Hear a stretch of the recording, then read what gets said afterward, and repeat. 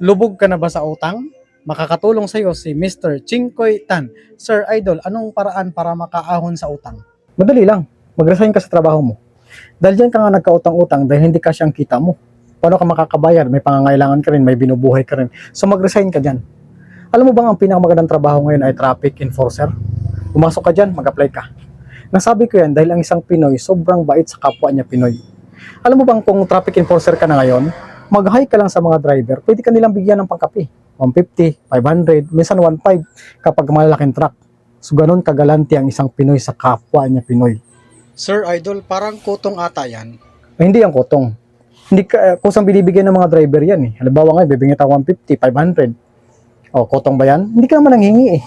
So dito, pwede kang kumita ng 1,000 hanggang 10,000 sa isang checkpoint pa lang yan ha. Hindi pa kasama sahod. So tapos ang problema mo sa utang.